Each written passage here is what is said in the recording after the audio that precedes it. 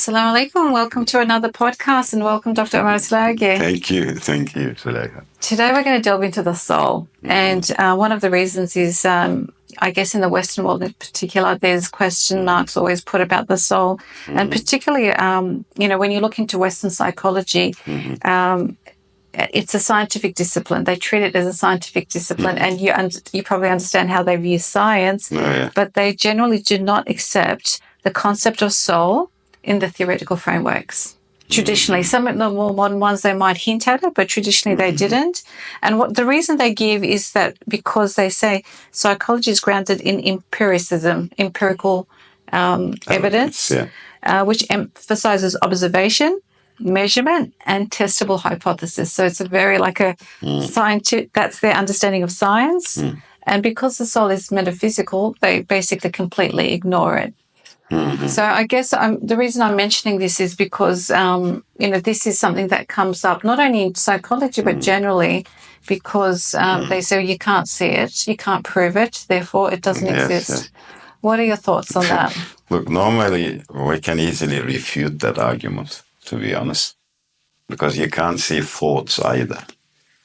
You can't see emotions, intellect. We can't see that too. We can't actually, prove them with empirical evidence as well. We cannot test them in a laboratory.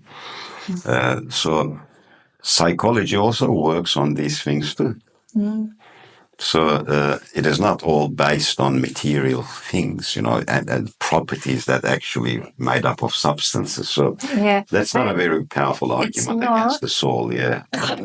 It's not, but they might counter argue and say there's manifestation, and I know you've got a counter in response to that. But anger manifests a particular way, or love manifests a particular way. So it's not like empirical, as in it's not physical measurement, but as a result.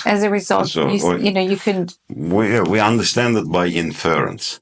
Okay. Maybe we can look at it that way, but the soul is the same thing too. We can use the same argument for the soul, but can we, actually measure or do experimentation on the soul? It's not possible, From a theological perspective, it's not possible too, because the Prophet Muhammad, peace and blessings be upon him, was asked this question. They asked him three major questions, about Zulkarnain, about the people of the cave, Ashab Kahf.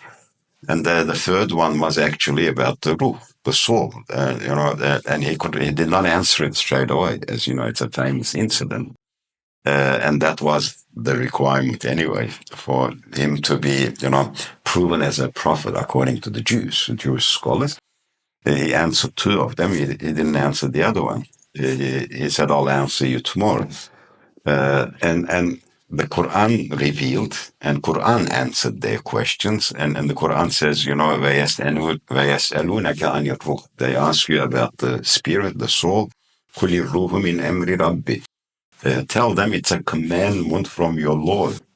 What we understand that the ruh does not come from alem khalq, which is the realm of creation, because all matter comes from the realm of creation. Allah creates them.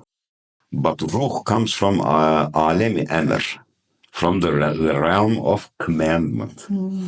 And the Quran says that not much information has been given to you about it. So perhaps we will never understand what the ruh is, from an empirical perspective, from an experimentation perspective.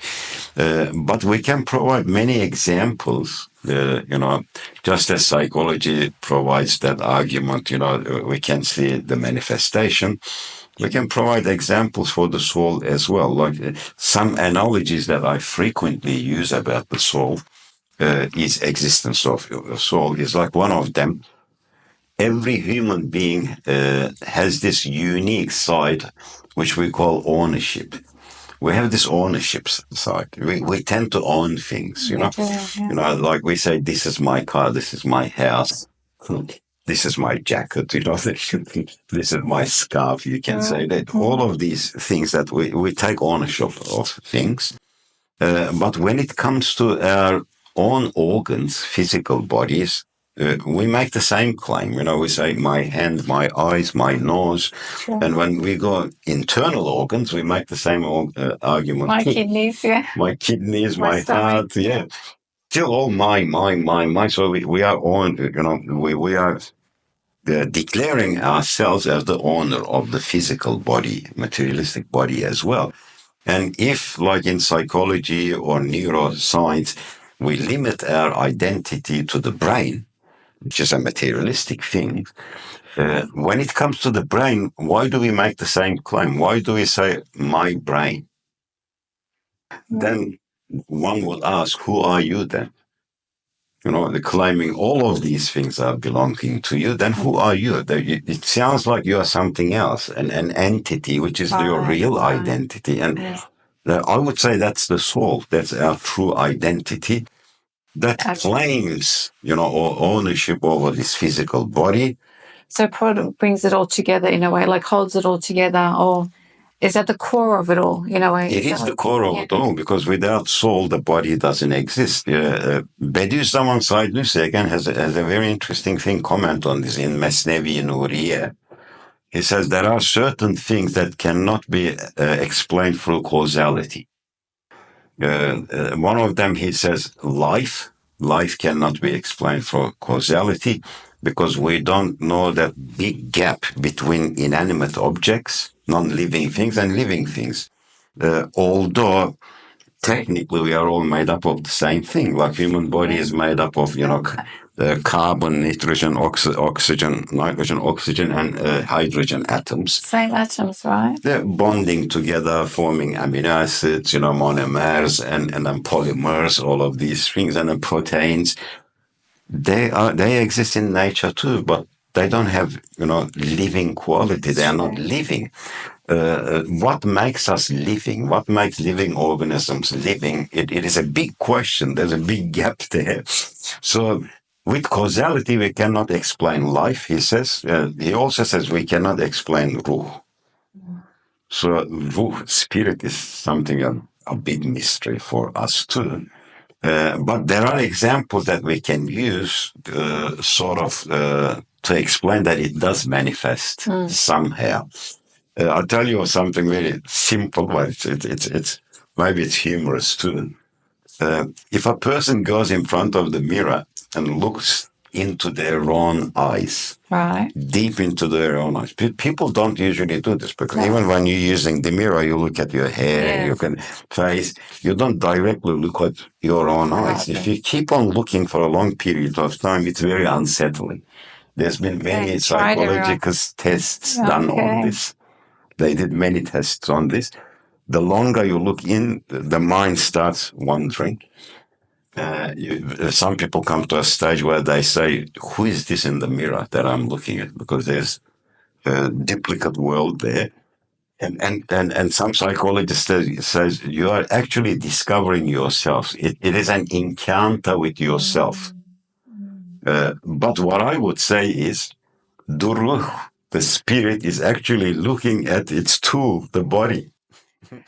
Oh, okay. And that is why sometimes it feels strange that is this really me? That's what the ruh is thinking. Because it's something that it uses, a vessel. Absolutely. Very interesting. It reminds me of two things. One is where in what one scholar describes how the eyes are the window of the soul. So it's like, and so when you're looking through that window and then all of a sudden it sees it. And another point that actually Hamza Yusuf had made, he says children, when they're starting to walk and so forth, their spirit is trying to adjust being in a physical body, and that's why they're clumsy. Because they're not used to having this physical body that they have to manage. It's like, going into a robot, I guess, thing, and you're trying to manage it. Oh, this is how the hands move, this is how the legs move. Good analogy. Isn't it? So it just reminded me of that. Because the tools that control the coordination has not developed yet. The brain has not developed yet fully. That is why the ruh cannot use it. I think there was one experiment they did on, dead bodies, I should say, human beings. where they, use electrostimulation to touch certain regions of the brain to see, what part of the brain controls what part of the body, sort of. And as I remember when I read that research, when they touch a certain part, they're sort of simulating the firing of the neurons. Neurons fire through a chemical reaction and they're using electro. Okay?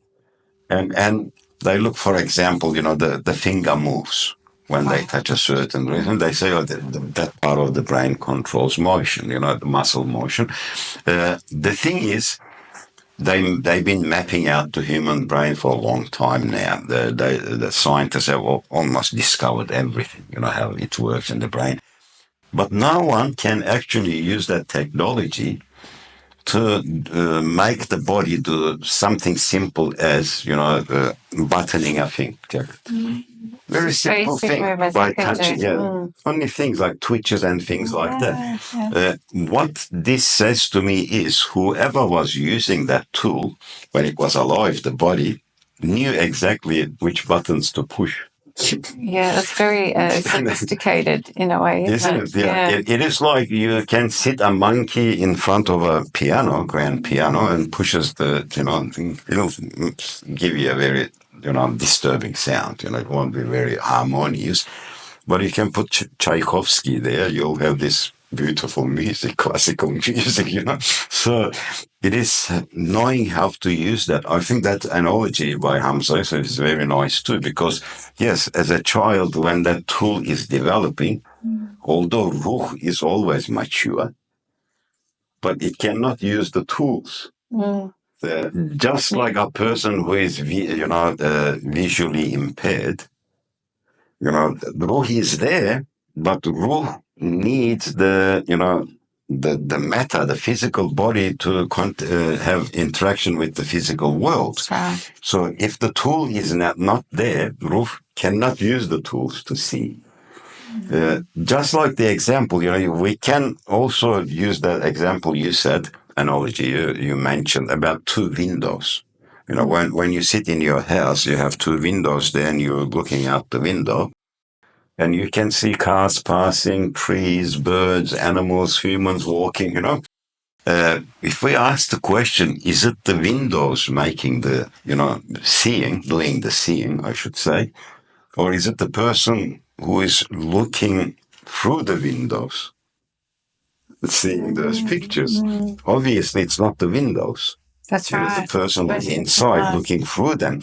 The eyes are similar to those windows. That's right. They're just they're windows, but They're they're not windows, they're tools. So does this come to consciousness? So I guess do you see a connection between consciousness and the soul, or are they separate? Yes, I think consciousness, there is a connection, but I think soul is the real master. It is the real master. But the soul needs, as I said, certain tools so it can make sense of the physical world, because soul is a metaphysical It's from another realm. entity, and alemi emr, we said, Yeah. So it is a metaphysical thing. So for it to understand, comprehend, make sense of the physical world, it needs certain tools which were given to it. One of them is intellect, consciousness, like we said. And then the more physical, the things like such as the brain. Sometimes in the past, people used to only connect the human identity to the brain, as we, mentioned another program when we did together. They only connected to the, brain and the neurons that we have in our brains. But today we know that heart has neurons too. I was thinking that It's earlier. been discovered, it has about 40,000 neurons. We do have it in the heart too. That's amazing And as that's well. interesting because in the Quran it says with their hearts they think. So there's a thinking process that's happening with the heart as well. And so we are much more complex than what we realize. There's a connection there with the heart and the brain. Of course, Usually, when the Quran talks about the heart, or when the Tasawwuf scholars talks about the heart, they're not really talking about that blood, pumping muscle. It's spiritual heart. They're referring to really to the soul, the spirit there. But actually, like you said, in the physical heart, there's neurons too. And the information, according to research, runs both ways. Normally brain can, give an order or send an instruction to the hand to make a movement. But with the heart sends information to the brain too. It's a two-way street. It's a very interesting too. There's something there that we perhaps not really know. Yeah. But like you said, the ruh is a reality from a theological perspective, from a religious perspective, from an experiential perspective. We experience it too, when you think about it. But also, we need to think of this reality as well, which is, we cannot reduce human beings to a heap of molecules. We cannot simplify human beings and put them into a form of, heap of molecules or heap of matter. There is something beyond to us. There are things that we cannot explain, inexplicable, we could say. It can only be explained through metaphysics. Do you mean like experiences, or more experiences? Sometimes we feel things that happen later on. Hissi qabla al-wuku. Many people experience these sort of things. Mothers sometimes can feel if something bad happens to their children, even if they're kilometers away. Or dreams that become a reality afterwards. So, especially dreams, like human brains, you can liken it to computer systems. Yeah. We have the hardware, we have the software there. You have short-term memory, long-term memory. Like in the computer, you have the hard disk, and you have the random access memory, and all of these things, circuits, everything very similar. But computers work with data that you put into them. Or now we have the AI systems which can go and look for data in the internet. Yeah, but it's still based on data, isn't it? It's still based on data, but with humans, when you dream, you see things that, it wasn't registered into your brain before. You can see things beyond this world. You can see Jannah, you can see Jahannam, it's possible. You can see the past, you can see the future. So it's inexplicable. How are you going to explain these things with matter? Because it works funny. And Bediüzzaman Said Nursi, again, he says that in regards to dreams, he goes, during dreams, the soul, flashes out of the body. It doesn't completely leave the body, otherwise the body will die, he says. It is like a torch that when you switch on, the light comes out, he goes, stretches out. But the realm of the soul, here goes, it's so large, it's even much larger than our imagination. That is why it can travel into the past, the future, beyond the physical realm. We can look into the metaphysical realm as well. That is why dreams are very strange. Like you said, sometimes very authentic. You see something, it happens exactly the way it is. I remember reading one article some years ago when I was in Turkey. I was fascinated by it. This woman, she got a job in a bank as a teller, and she had a little child, and she needed someone to look after the kid. And she got this woman, from the local suburb. Right. And she was paying her, so during the day, look after the child. But this woman had psychological issues. She didn't know.